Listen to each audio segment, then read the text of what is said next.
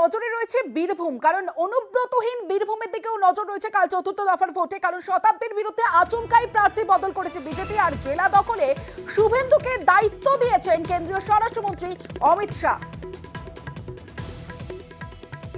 शुभेंदु दा यहाँ बैठे हैं।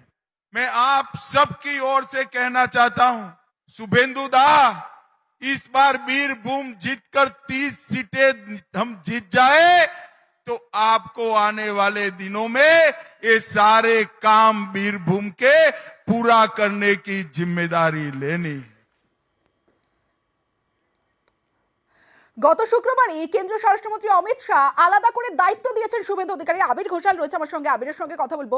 আবির, অনুব্রতহীন বীরভূমে নজর রয়েছে চতুর্থ দফার ভোটে, এবং আমরা 2021-এর ভোটেও রেজাল্টের দিকে যদি দেখি, অনুব্রত যখন ছিলেন তখন বীরভূমে কেউ দাগ কাটতে পারেনি। এবার কি ফল অন্য হবার সম্ভাবনা রয়েছে?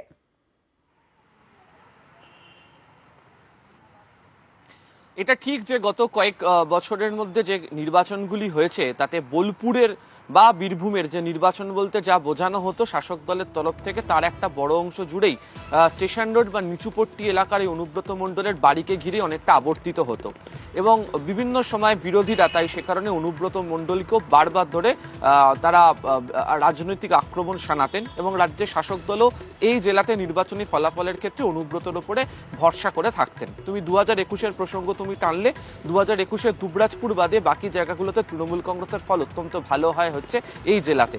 অনুব্রত বিহীন অবস্থাতেও তৃণমূল কংগ্রেস তাদের সাংগঠনিক দক্ষতা কতটা রয়েছে সেটা মেপে নেওয়ার একটা সুযোগ গত পঞ্চায়েত নির্বাচনে পেয়েছিল, এবং 59টি জেলা পরিষদ আসনের মধ্যে মাত্র একটিতে বিরোধীদের দখলে গিয়েছিল, বাকি সমস্ত জায়গায় তৃণমূলের পক্ষে ছিল।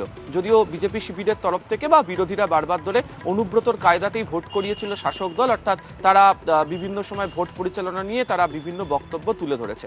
2024-এর ক্ষেত্রে দায়িত্ব শুভেন্দু অধিকারীর হাতে দিলেও যেভাবে একটি আসনের ক্ষেত্রে প্রার্থী বদল করতে হয়েছে বিজেপিকে, তা নিয়ে তাদের মধ্যে একটা অস্বস্তি তৈরি হয়েছে।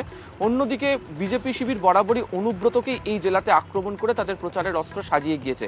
সেই জায়গাতে তৃণমূল কংগ্রেস বরঞ্চ তারা গত কয়েক বছরে কি কাজ করেছেন এবং অনুব্রতকে সামনে রেখে তারাও তাদের প্রচারের ক্ষেত্রে অস্ত্র হিসাবে সাজিয়ে তুলেছেন। ফলে এক্ষেত্রে দেখার যে ভরসাটা 2021-এ তারা পেয়েছিলেন অনুব্রত থাকার সঙ্গে সঙ্গেও, এক হচ্ছে মহিলা ভোট, সেটা কত শতাংশ ভোটের লাইনে আগামীকাল দাঁড়ায়, দ্বিতীয়ত হচ্ছে তৃণমূল কংগ্রেস বিশেষ কতগুলো জায়গার প্রতি বিশেষ নজর দিচ্ছে, তার মোকাবিলা বিজেপি শিবির কিভাবে করতে পারে আগামীকাল, তার উপরই অনুব্রত থাকা বা না থাকা বা তার উপরেই বীরভূমের ফলের অনেকটা অংশ নির্ভর করতে চলেছে, এমনটাই মত রাজনৈতিক মহলের। তমশ্রী।